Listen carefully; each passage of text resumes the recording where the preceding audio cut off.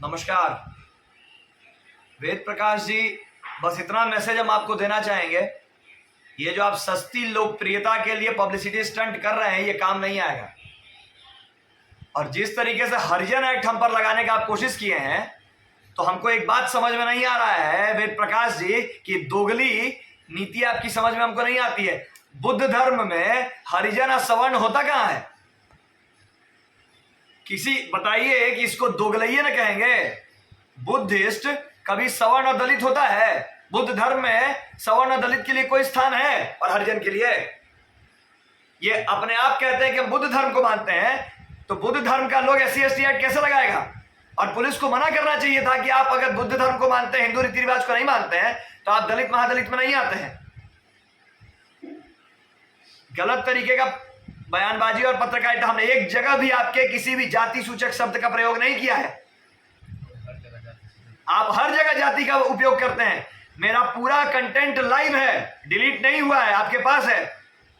Police को दीजिए और पुलिस वेरिफिकेशन करे कि जब हमने नाम ही नहीं लिया है हरिजन का, जब हमने उनकी जाति का नाम ही नहीं लिया, मुझे तो आज तक नहीं पता कि उनकी जाति क्या है। जाति पूछकर हम आज तक कभी काम ही नहीं किए हैं।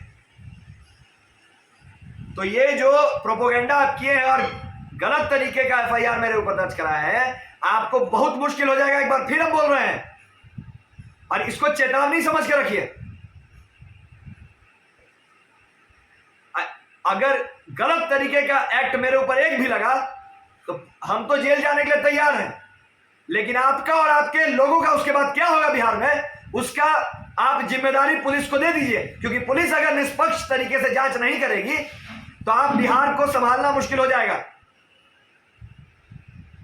क्योंकि अकेले हम नहीं है SC ST एक्ट के जिसे हम फरी तरीके से लगाया गया है, पूरा बिहार झेल रहा है। और ये आज जो मौका है, ये आप ज्वालामुखी को फोड़ देंगे और फटने से रोक भी नहीं पाएंगे।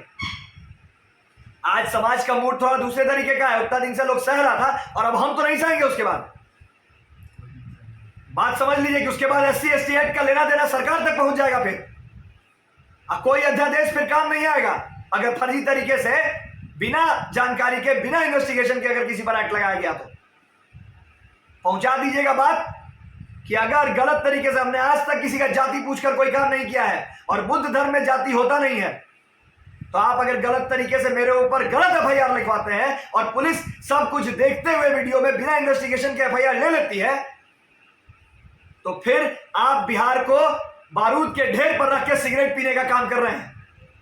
आप समझिए, हम जेल जाने के लिए तैयार हैं, लेकिन उसके बाद क्या होता है पटना में या बिहार के हर कोने में, उसका रिस्पॉन्सिबिलिटी बिहार सरकार और पुलिस प्रशासन लेगी अपने ऊपर।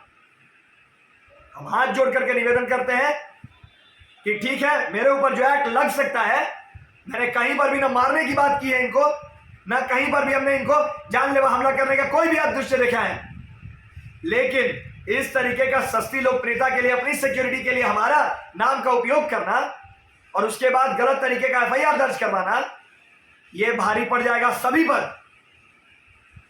क्योंकि जितना आप आज हमको जान रहे हो उतना अभी जान नहीं पाए, चाहे कोई भी हो। मेरे बारे में थोड़ा डीपली इंफॉर्मेशन निकालिएगा, बहुत दिक्कत में आ जाएगा। हम आपको फिर बता रहे हैं, पत्रकारिता तो दूर का बात, बिहार छोड़ना पड़ जाएगा वेद प्रकाश जी, बिहार। बस इतना ही कहेंगे कि बिहार पुलिस और बिहार सरकार निष्पक्ष रूप से इस पर जांच करे, हर चीज को देखते हुए तभी FIR के ऊपर कोई तरह का डायरी मेंटेन करे। अन्यथा अगर एक पक्षीय और पक्षपात हुआ तो भगवान मालिक है उसके बाद क्या होगा। आपको लग रहा होगा कि सवर्ण समाज में एकता नहीं है, हिंदुओं में एकता नहीं है, कोई नहीं आएगा आगे, सब बेटी रोटी देखेगा, तो ये भी भ्रम दूर हो जाएगा। उसके बाद हमने कहा कि माहौल बिगड़ने में देर नहीं लगेगा। आप यही तो चाह रहे थे ना अपने पत्रकारिता से कि माहौल बिगड़ जाए, 90 के दशक में दोबारा से बिहार को ले जाना चाह रहे हैं ना, तो ठीक है, आप अपनी पहल जारी रखिए। हम तो उतना दिन से कोशिश किए कि ये नहीं होना चाहिए, लेकिन जो FIR का इंफॉर्मेशन मेरे पास आया है कि हम पर SC ST और दलित एक्ट लगाया गया है, ये भारी पड़ जाएगा।